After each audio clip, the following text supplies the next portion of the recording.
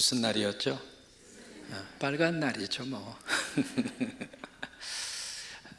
들어오는데 주일학교 학생이 기다리고 있다가 목사님 스승의 날 되어서 고마워요 하고 이렇게 안겨주는데 얼마나 감사하기도 하고 또 하나 죄송하기도 하고, 조금 더 이렇게 성도들에게 영적 꿀을 더 잘 준비해서 더 좀 드렸으면 좋겠는데 이제 그런 마음의 아쉬움도 있고, 그래서 강대성 올라올 때는 두렵고요, 내려갈 때는 죄송하고 그래요. 아무튼 영적인 스승으로 이렇게 좀 받아주시고 사랑해 주셔서 고맙기도 하고요. 다시 한번 감사를 드립니다. 또 여신도에서 제 방에 들어오더니 스승이 노래를 부르겠다고 좀 부르라고 그랬더니 아직 안 불렀어요. 다시 한번 깊이 감사를 드립니다. 여러분, 이 땅에 여러분들에게 있어서 가장 위대한 스승은 누구일까요? 그 대답 나올 줄 알았어요. 영국의 처칠 수상이 세계적인 인물이 됐을 때 영국의 신문에서 이 처칠이 국민학교 시절부터 대학교까지 처칠을 가르쳤던 스승들을 쭉 열거합니다. 그러면서 그 스승, 위대한 스승을 통해서 영국의 세계적인 인물 윈스턴 처칠이 나왔다 해서 그 기사를 쓴 적이 있었어요. 근데 그 기사를 본 이 처칠이 신문사에 편지를 보냅니다. 당신들의 나이에 대해서 그렇게 좋은 스승에 대해서 기사를 써줘서 고맙소. 그런데 당신들의 기사 가운데 한 위대한 스승 한 분이 빠졌습니다. 여러분, 그분이 누구일까요? 어자로 시작합니다. 어머니였습니다. 저에게 있어서는 이 세상의 가장 위대한 스승은 어머니였습니다. 그 어머님은 내 삶의 좌표였고 그 어머니는 내 삶의 이정표였습니다. 사실 여러분 모두가 다 한 가정, 한 자녀들의 스승입니다. 근데 이 어머니, 이 스승은 지식이 아니라, 머리가 아니라 가슴으로 자식을 끌어안고 가르칩니다. 그래서요, 엄마의 눈물의 기도는, 그러니까 자식을 위해서 쏟아 바치는 어머니의 눈물은 절대로 헛되지 않습니다. 여러분들의 기도 하나님이 다 받으셔서 잘 길러주신 우리 자녀들 하나님의 귀하게 쓰시기를 바라고, 또 하나 부모된 우리들이 끝까지 가지고 있는 기도 제목이 있습니다. 하나님, 우리 자녀들이 좋은 스승 만나게 하여 주시옵소서. 학교에서도 좋은 스승을 만나고, 교회에서도 우리 교회 학교에 좋은 스승을 만나고, 사회에서도 좋은 인생의 멘토를 만나서 우리 자녀들이 더 잘되고 하나님이 귀하게 돌아 쓰시기를 바라고, 그런 축복이 있게 되기를 주의 이름으로 축원합니다. 사도 바울이 편지를 써서 우리가 성경 속에 들어왔는데 혹시 기억하세요? 사도 바울이 쓴 편지가 몇 가지나 될까요? 13권입니다. 13권의 성경을 성령께서 바울을 통해서 하나님의 말씀으로 기록하게 하십니다. 물론 이 형태는 편지 형태를 띠고 있습니다만은 그 13권의 바울이 쓴 편지 가운데 가장 먼저 쓴 편지가 있습니다. 뭘 것 같아요? 여기서 좀 눈치가 빠르셔야 합니다. 현재 우리가 공부하고 있는 데살로니가 전서입니다. 우리가 성경을 순서대로 이렇게 쭉 보면은 맨 처음에 나오는 성경이 복음서가 나옵니다. 그 복음서 첫 번째 나오는 복음서가 뭐죠? 마태복음이죠. 그 다음에는요 마가이고요. 그 다음에는요 누가이고요. 그 다음에 요한이에요. 복음서가 끝난 다음에 나오는 성경이 뭘까요? 네, 사도행전입니다. 사도행전 다음에 나오는 편지 형태의 성경이 나옵니다. 그게 뭐예요? 로마서입니다. 그러면 우리가 성경을 이렇게 쭉 이렇게 읽어가면서 로마서를 가장 먼저 사도 바울이 썼나 보다 그렇게 생각하는데 그게 아닙니다. 데살로니가 전서를 가장 먼저 써서 보냅니다. 어디에서 썼는가? 고린도에 썼습니다. 그러면 바울의 마음속에 데살로니가 전서를 가장 먼저 성령의 감동으로 편지를 쓰게 됐는데 왜 그랬을까? 그만큼 이 데살로니가 교회가 그 당시 전체 지중해 쪽에서 가장 모범적인 교회였습니다. 그리고 데살로니가 이 교회가요, 전체 그쪽 지역의 소아시아 지역에 세워진 교회 가운데 가장 앞선 교회였고요. 그리고 또 하나, 하나님 앞에 크게 쓰임받던 교회예요. 축복합니다. 우리가 섬기는 이 성광교회가 데살로니가 교회처럼 하나님 앞에 인정받고, 크게 하나님 앞에 인정받고, 하나님이 들어 쓰시고, 이 교회 섬기는 교인들마다 하나님이 복 주셔서 역사 속에 이름을 남기는 성광교회로, 역사 속에 이름을 남기는 성광교회 교인으로 그렇게 하나님이 축복하실 줄로 믿습니다. 그러면 데살로니가 지역 안에 어떤 역사가 일어났길래 거기에 사도 바울이 딱 3주 머물렀습니다. 오래 머물렀던 게 아니거든요. 잠깐 머물고 사도 바울이 떠날 수밖에 없었습니다. 정 들자 말자 서로 헤어진 거예요. 바울의 입장으로서는 이 교인들에게 뭔가 더 주고 싶은데, 여러분 부모들은요, 자식에게 주어도 아깝죠. 주고 또 주고 싶고 또 주고 싶고. 바울에게 그런 마음이 있었어요. 바울에게 그런 심정으로 목회를 했거든요. 그래서 더 주고 싶은 거예요. 주면서도 미안한 마음이 있었고 더 주고 싶어서 그런 마음으로 이 데살로니가 성도들을 품고 딱 3주 복음을 전하고 떠나왔거든요. 떠나왔으니까 바울의 입장으로서는 미안하기도 하고 죄송하기도 하고. 왜요? 더 많이 그들을 목회적으로 돌봤어야 하는데 어쩔 수 없이 떠나왔으니까. 그런데 이 3주 동안 복음을 전하고 떠나온 그 교회가 참 믿음 안에서 교회도 성장했고 교인들도 영적으로 성장하고, 우리 성광교회가 세운 118교회 산림교회마다 하나님이 부흥시켜 주시고 하나님이 성장시켜 주시고, 이게 1년에 한 번씩 각 교회 출석교회 교인들을 쭉 통계를 냅니다. 그걸 볼 때마다 참 하나님이 역사하시는구나, 하나님이 앞으로 교회에 들어 쓰시겠구나, 그런 것이 이제 느끼게 되는데, 그러면 딱 3주 복음을 전하고 떠났는데 어떻게 돼서 거기에 그와 같은 놀라운 결실과 축복이 맺혀지게 됐는가? 바로 눈물로 씨를 뿌리는 자는 기쁨으로 단을 가지고 돌아오리라, 그거예요. 바울은 데살로니가에 가기 전에 어디에 있었는가? 빌립보에 있었어요. 빌립보에서 복음을 전하다가 여러분 아시는 것처럼 점치는 귀신을 고쳐준 사건 때문에 어디에 두게 됐죠? 감옥에 들어갔죠. 전우님 감옥 갔다 오셨죠?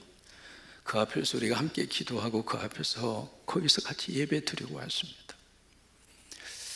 이게 성경에서 만났던 그 감옥 그 앞에서 기도하고 그 앞에서 예배할 때 참 묘한 감정이 있었어요. 이제 그러고 나서 바울은 빌립보를 떠날 수밖에 없었어요. 그런데 떠나면서 하나님이 어떤 역사를 하셨는가? 그 간수의 집에 세례를 베풀게 했습니다. 그러니까 빌립보 교회의 주초적인 역할을 감당했던 사람은 루디아라고 하는 여자이고요, 또 하나 그 간수장과 그의 가족이에요. 그런데 그 집이 구원받았어요. 그 집이 세례를 받았어요. 그것이 빌립보 교회의 기초가 됐는데 그 뒤에 빌립보 교회가 엄청나게 부흥이 됐습니다. 지난번에 가서 보고요, 깜짝 놀랐어요. 빌립보 교회가 이렇게까지 부흥이 됐었는가. 교회당에 터가 남아있거든요. 장로님, 그 터가 길었어요? 짧았어요? 예. 이 길이가 130m입니다. 좀 놀라세요. 건물의 길이가 130m입니다.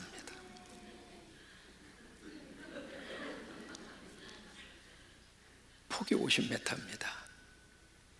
그러니까 빌립보 교회가 그렇게 큰 교회로 그 교회가 성장이 된 거예요.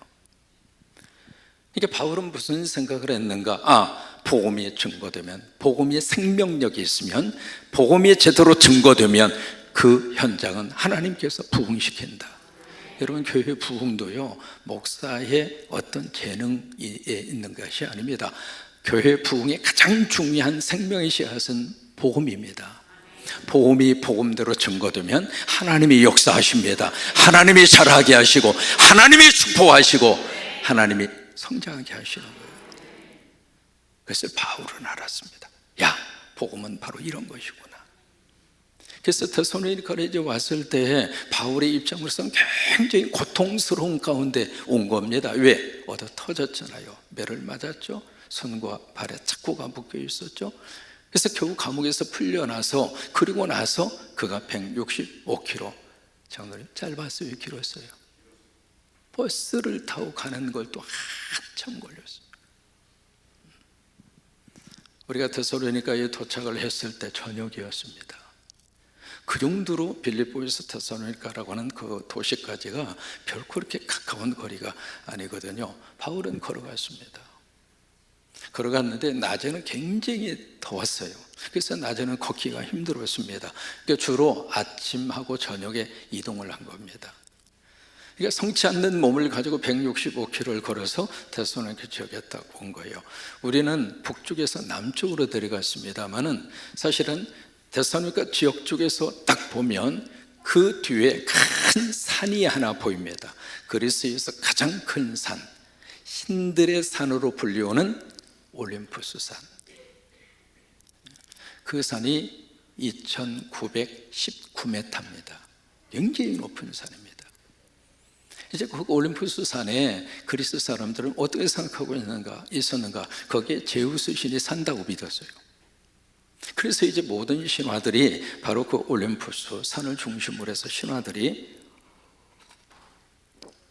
탄생이 됐는데, 바울이 데살로니가 지역에 딱 도착해서 바로 그 뒤에 있거든요. 바로 그 뒤편에 올림푸스라고 하는 큰 산이 있고요. 그러면서 그리스 전체 속에서 여러분들이 알고 계시는 모든 신화들이 거기서 다 나왔어요. 모든 신화들이. 그러니까 바울의 입장으로서는 하나님 모르고 지어낸 신화 속에 사로잡혀서 살고 있는 영혼들에 대한 국률의 마음이 있었어요.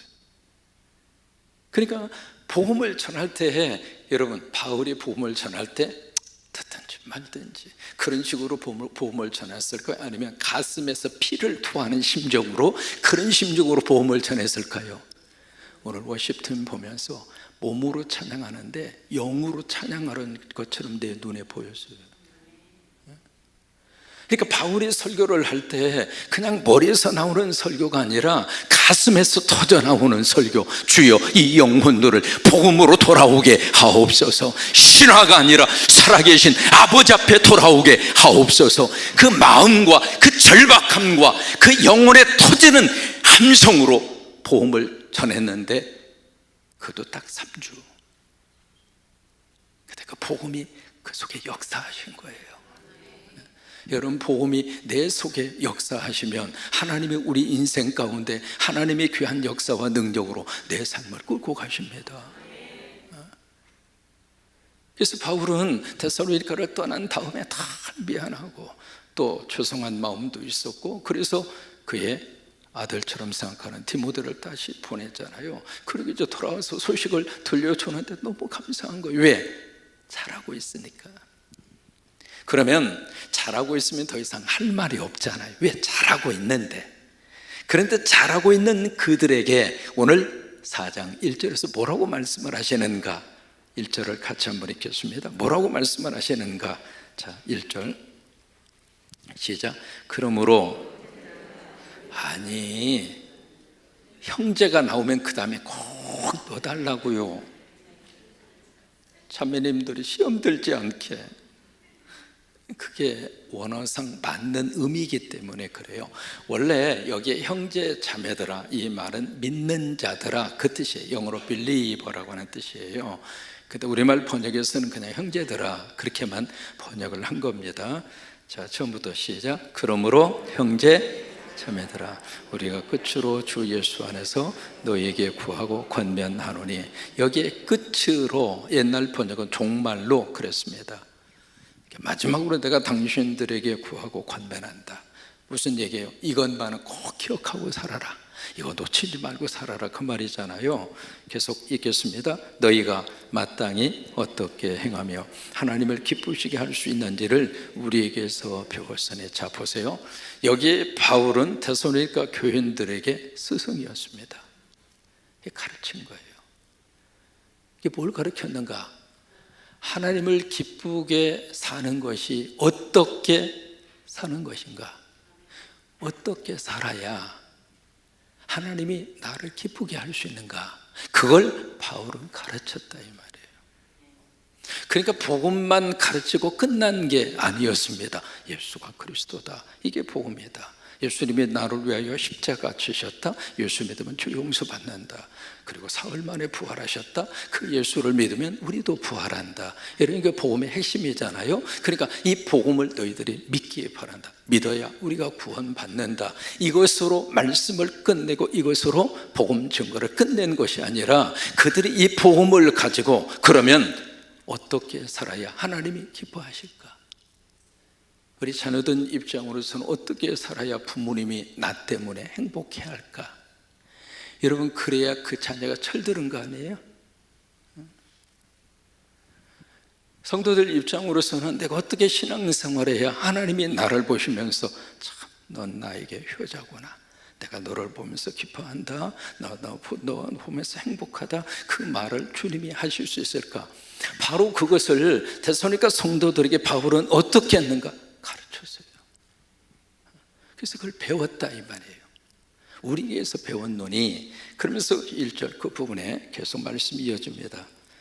곧, 거기서부터 읽습니다. 곧 너희가 행하는 바라 더욱 많이 힘써라. 그러니까 이 사도 바울의 스승이 되는 바울을 통해서 그것을 배워서 이 교인들이 지금 그렇게 살고 있어요.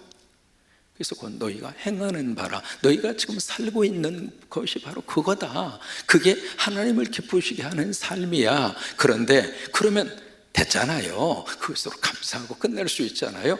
거기서 뭐라고 말씀하시는가? 더욱, 그 다음에 1절 그 부분에 더욱 많이 어떻게 하라고요? 더 그렇게 살아라 이 말이에요. 지금까지 하나님을 기쁘시게 하기 위해서 삶을 살고 있어서 참 감사한데, 그 삶을 그것으로 만족하지 말고 앞으로도 더욱 하나님이 기뻐하는 삶을 계속 살아가라. 여러분, 한 가지 질문합니다. 성경에 두 가지의 큰 복음에 대한 원리가 있습니다. 첫째로 복음의 첫 번째 원리는 믿음의 원리입니다. 사람이 구원받는 것은 무엇으로 구원받아요? 믿어야 구원받아요. 누구를 믿어야? 예수가 그리스도라는 사실을 믿어야 구원받아요. 믿음의 원리입니다. 그런데 성경은 또 하나 믿음의 원리와 더불어서 또 하나의 원리가 있습니다. 그건 행함의 원리입니다. 이게 이제 야고보 사도가 강조하고 있는 내용이죠. 로마서에서 강조하고 있는 가장 중요한 복음의 본질은 믿음의 차원입니다. 그리고 우리가 성경을 읽어도 성경 속에서 어디에다가 강조점을 두고 있는가, 그걸 보면서 성경을 읽어가셔야 되는데, 이 두 가지의 내용이 가끔 우리 속에서 자꾸 갈등을 일으키는 거예요. 그러니까 믿음을 강조하다가 보니까 이 행함의 요소는 뭐 율법적인 것이고, 행함은 아무 상관이 없고, 그러니까 행함은 믿음의 차원하고는 전혀 별개의 것이니까 행함에 대한 것은 아무 의미가 없다, 그렇게 생각한다면 그 사람은 복음에 대해서 정확한 이해를 하고 있는 거예요? 아니면 반쪽만 알고 있는 거예요? 반절만 하는 거예요. 이 두 가지는 함께 가야 돼요. 다만 상황과 형편에 따라서 강조점이 조금씩 달라지는 것뿐이에요.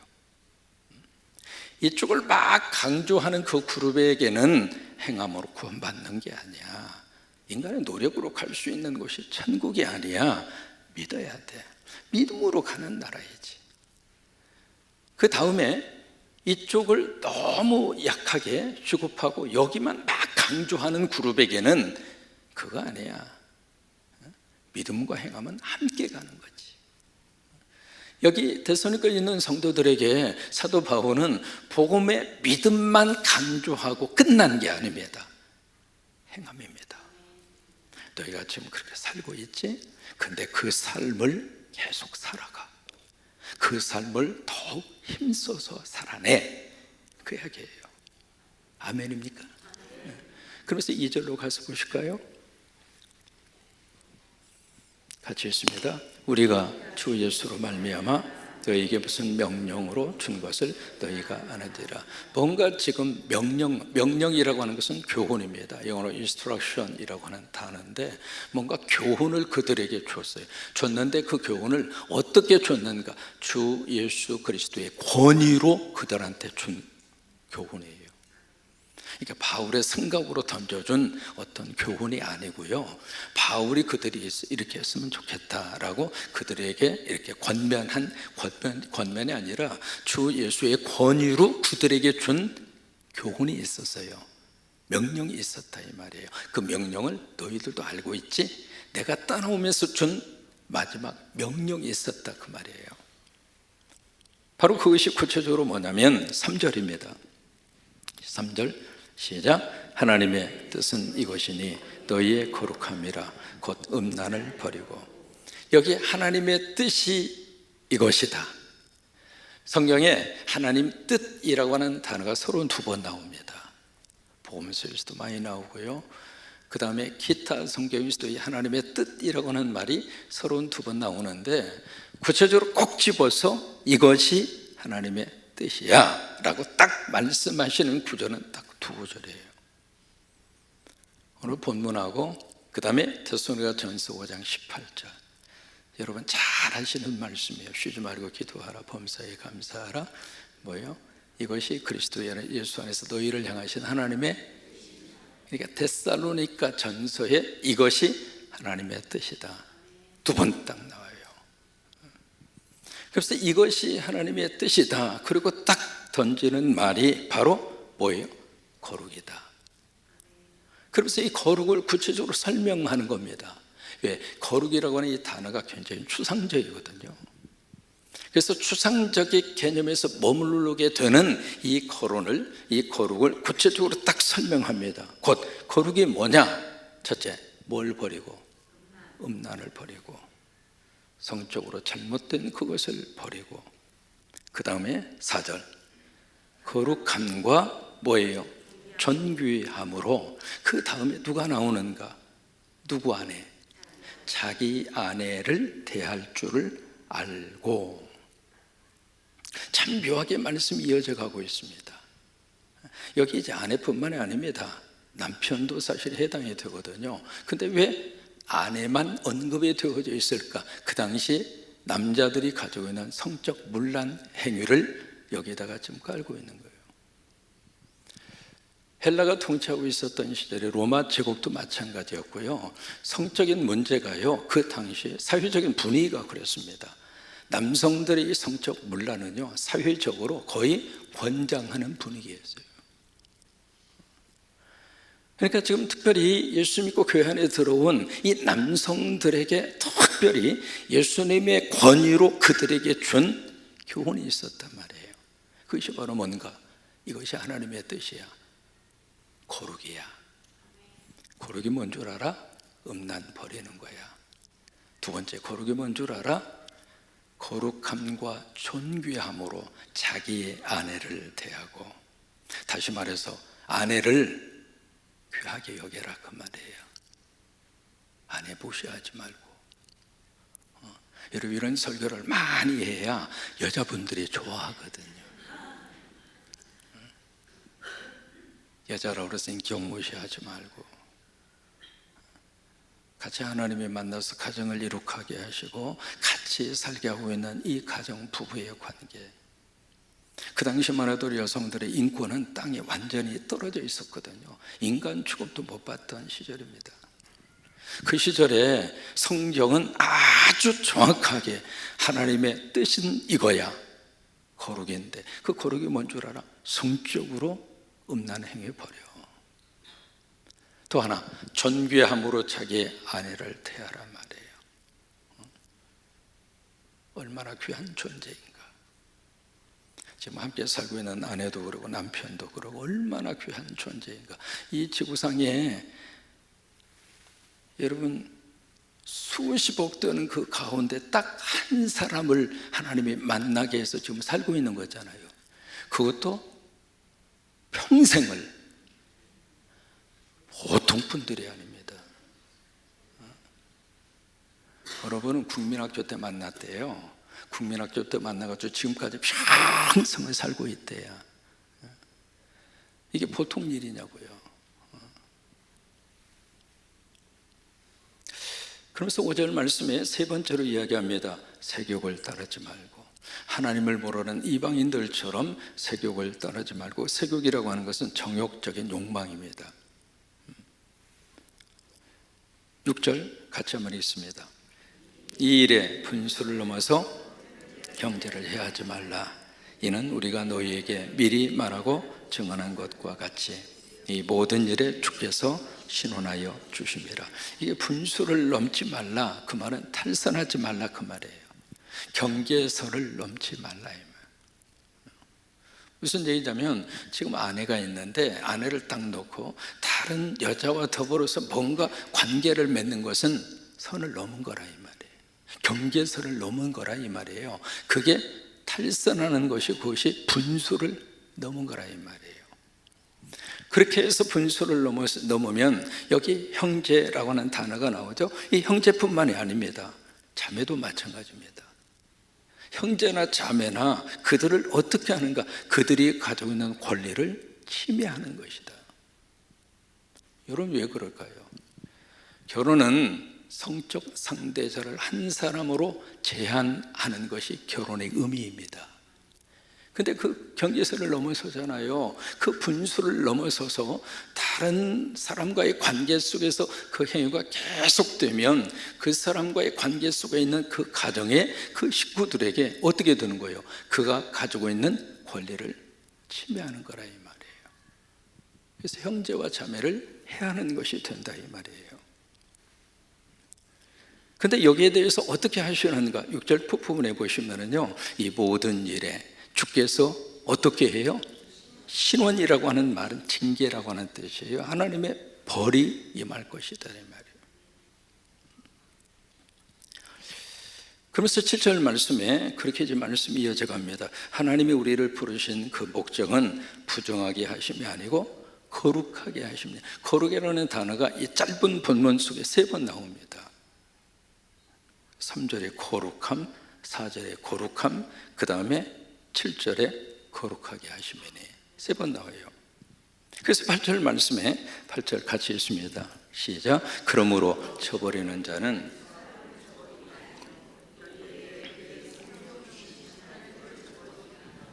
지금 이제 뭘 저버린다 그렇게 말씀하느냐면, 여기에 생략이 된 구절이 있습니다. 그러므로 이 교훈을 거절하는 자. 그 교훈이 바로 무슨 교훈인가? 여기에 2절에 있는 말씀대로 주 예수님의 권유로 내가 너에게 준 교훈, 그 교훈의 골자는 거룩, 가정을 거룩하게, 부부의 관계를 거룩하게. 근데 그것을 거절하는 사람은, 그 교훈을 거절하고 그것을 부정하는 사람은 어떤 결과를 가져오게 되는가? 사람을 저버림이 아니고, 여기 사람이라고 하는 것은 바로 인간됨의 본질을 거절하는 것이 아니라 결국 누구를 거절하는 거예요? 하나님을 거절하는 거예요. 근데 그 하나님이 우리에게 뭘 주셨어요? 성령을 주신 그 하나님. 그러니까 여러분, 이 말씀이 굉장히 그 당시에 데살로니가에 있는 교인들에게 있어서는 아주 충격을 주는 말씀이에요. 단순히 성적인 관계 쾌락, 그것으로 끝나는 것이 아니야. 너희들의 그 행위가 하나님을 거역하는 거야. 하나님을 완전히 부정하는 거야. 그런데도 계속 그런 생활을 할 거야? 라고 묻는 그 질문이에요. 이해가 되셨어요? 이게 데살로니가 전서 지금 4장부터 이제 권면의 말씀이 시작이 되는 거예요. 그들에게 윤리적으로 그리고 교리적으로, 그래서 재림에 대한 문제도 다루는데, 그 말씀을 쭉 시작하기 전에 가장 먼저 말씀하신 내용이 부부의 관계예요. 다시 말해 가정 문제였습니다. 가정 문제예요. 어느 사회에서나 가장 중요한 것은 여러분들의 가정입니다. 가정이 흔들리죠? 모든 삶의 자리가 다 흔들려요. 신앙생활도 참 행복하게 신앙생활을 하고 싶으시다면 가정이 편해야 돼요. 가정이 그냥 복잡하고 하고 가정에 우환이 있고 그러면 목사도 이 강대상에 올라와 가지고 그냥 설교할 때마다 그냥 심판함 나서 그렇게 설교할 수 있겠어요? 응? 설교 끝나고 집에만 가면 막 긁어. 당신 설교를 그따위밖에 못하느냐고. 좀 더 열심히 준비해서 열심히 차려서 그렇게 좀 설교를 하지. 내가 들어도 은혜가 안 된다고 매일 그런 식으로 구사리를 먹고 쥐어뜯기면 첫째 머리가 남아나겠고, 또 하나 그런 마음으로 설교 강대상에 서야 된다고 생각하면 설교 제대로 할 수 있겠어요?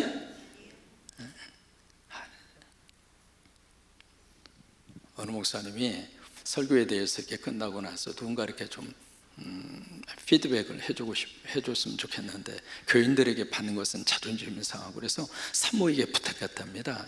당신이 내 설교를 듣고 피드백을 해주면 내가 잘 준비해서 그 다음에 설교를 더 잘하겠다고. 그래서 이제 몇 번은 참 그게 도움이 됐어요. 레지스트를 할 때도 어떻게 하고 설교할 때는 강조점만 세게 하고 머릿속 도움이 좀 됐어요. 근데 그 다음부터 설교 시간에 그 사모 눈치만 보는 거예요.